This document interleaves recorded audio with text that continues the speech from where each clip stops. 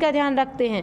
नारायण सदैव मनुष्य के अच्छे कर्मों का ध्यान रखते हैं। जो आपके बुरे कर्म है, जो आपके द्वारा किए गए पाप है, वो तो प्रारब्ध बन के आपको कष्ट देते हैं, लेकिन भगवान उन कष्टों में भी आपका हाथ नहीं छोड़ते और आपको बचाने की कोशिश करते हैं। ऋषि बताते हैं, स्तव जीव को प्रणाम करके सभी निषादों ने कहा, हमारा पता नहीं कौन सा एक पुण्य भारी हो गया था जो हम लोगों ने नर्मदा जी में जाल फेंका और मछलियों के साथ आप आ गए और आपने हमारा इतना कल्याण कर दिया। ऋषि बोलने लगे कि ये अनुग्रह माँ नर्मदा का है। ये अनुग्रह किसका है? माँ नर्मदा का।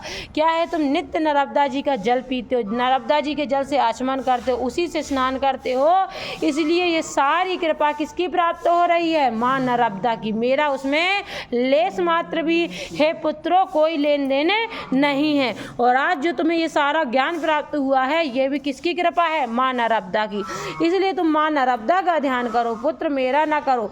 बोलने लगे, साधु महात्माओं के साथ बैठकर उत्तम वार्ता तभी कर सकता है मनुष्य जब उस पर किसी विशेष देवता की कृपा हो। क्योंकि आप जा रहे होंगे, पता चला आप गिर गए, पता चला आपकी नौकरी या ड्यूटी का टाइम ऐसा कि आपको कभी कथा ही सुनने नहीं मिल पाई, आपके घर में इतने काम लगे हुए हैं कि कभी आप हवन यज्ञ तिथियों की पूजा नहीं कर पाए।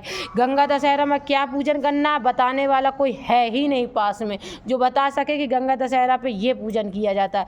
अच्छा, इसके अलावा बाद निर्जला एकादशी पे क्या पूजन किया जाता है ये भी नहीं मालूम। लेकिन ये किसी विशेष पुण्य देवताओं की कृपा है कि आपको सत्संग मिल रहा है, पूजन मिल रहा है। तिथि में कौन से तिथि में क्या पूजन करना है ये केवल देवताओं के समय में होता था, कलयुग में नहीं होता। और कलयुग में ये प्राप्त हो रही है कथा और पूजन, तो ईश्वर की अनंत कृपा है। पुत्र, तुमने जो देवी की सेवा करी है, देवी इससे परम प्रसन्न है। तुम जो नर्मदा को माँ माँ कहते रहते हो, तो उसने तुम्हें अपने पुत्र समान आज उद्धार की रास्ते पे निकाल दिया है।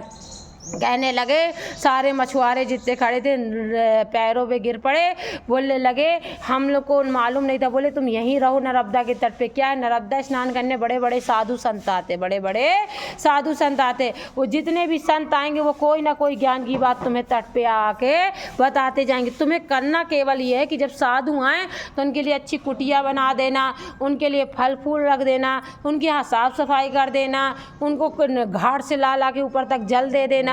और जब वो पूछे तुम इस सेवा के बदले क्या चाहते हो, तो धन मत मांगना, तुम मांगना क्या? तुम उनसे ज्ञान मांगना। इसीलिए कहते जाति न पूछिए साधु की, पूछ लीजिए ज्ञान।